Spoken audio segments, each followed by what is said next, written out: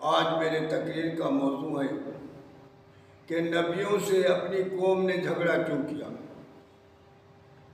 क्योंकि अल्लाह ताला फरमाता है वलक़द बअसना फ़ी कुल्लि उम्मतिन रसूलन अन इब्दुल्लाह वज्तनिबुत ताग़ूत। मैंने ऐसी कोई कौम नहीं छोड़ी जिसमें मैंने अपने रसूल नहीं भेजे जिसने अपने कौमों को जगाया उठाया कि तागूत के गुलामी से निकल जाओ और अल्लाह के गुलामी में आ जाओ। क्योंकि ये सारे कौम आदम से लेकर कलमा पढ़ते थे।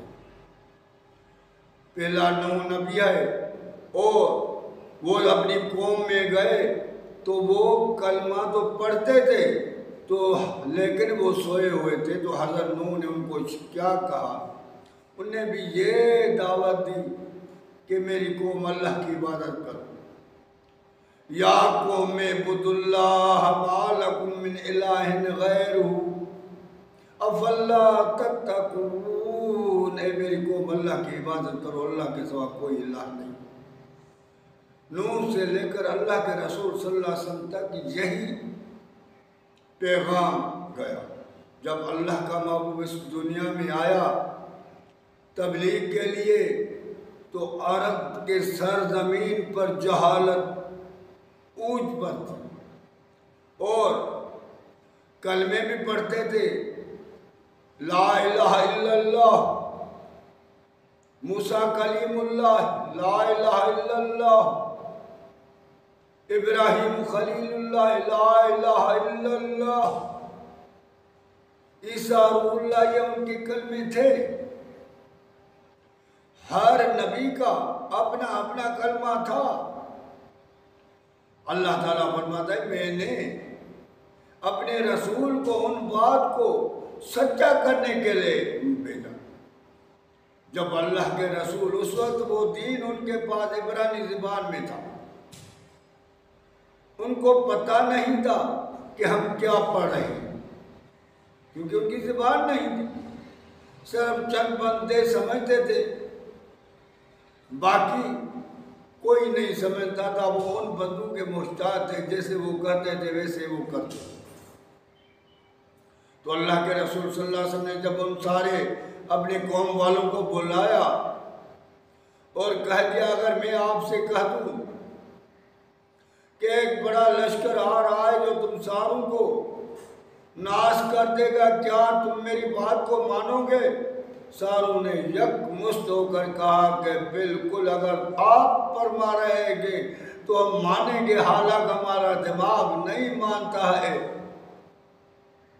और क्योंकि आपने कभी भी झूठ नहीं बोला, आप अमानतदार, सिद्दीक, सच्चा, आपकी ज़बान से जो भी निकला है हक और सच के सिवा कुछ नहीं निकला। अगर आप कहेंगे तो हम मानेंगे।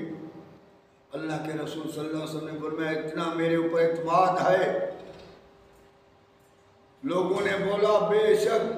तो अल्लाह के रसूल ने फरमाया या अय्युहन्नास क़ूलू ला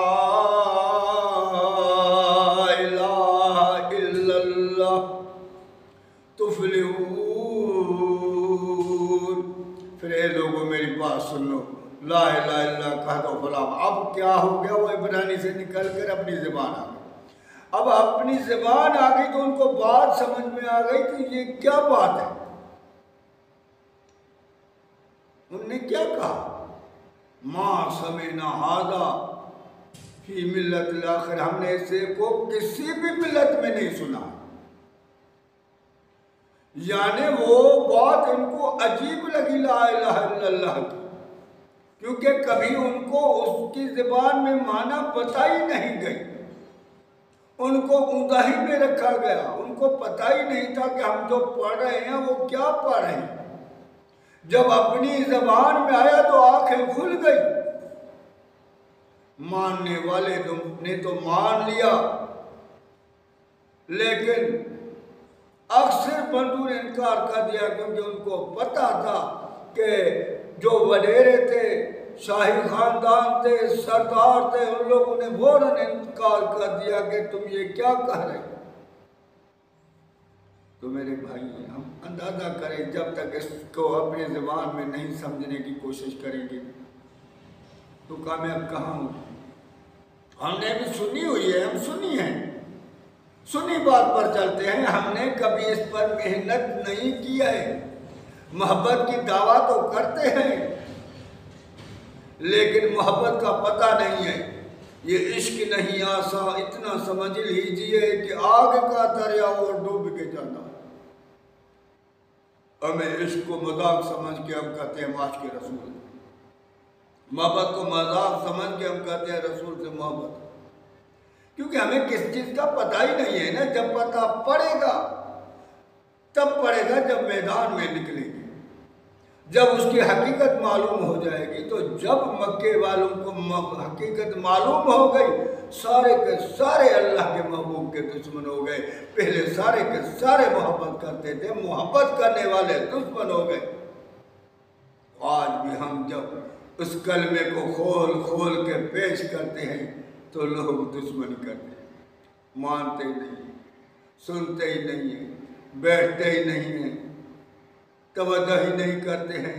यही हमारा कसूर है कि हम कलमे को खोलते हैं अपनी ज़बान में, जिसकी जो ज़बान है उनमें अपने दीन को ले लो।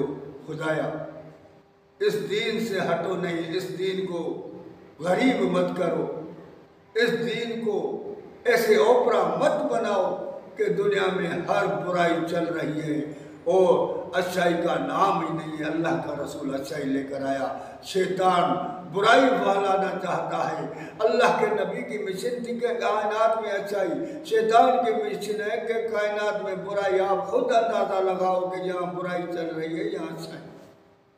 तो हमारी मोहब्बत कहाँ गई, हमारा इश्क कहाँ गया? तो हम अपनी ज़ुबान में सोचें।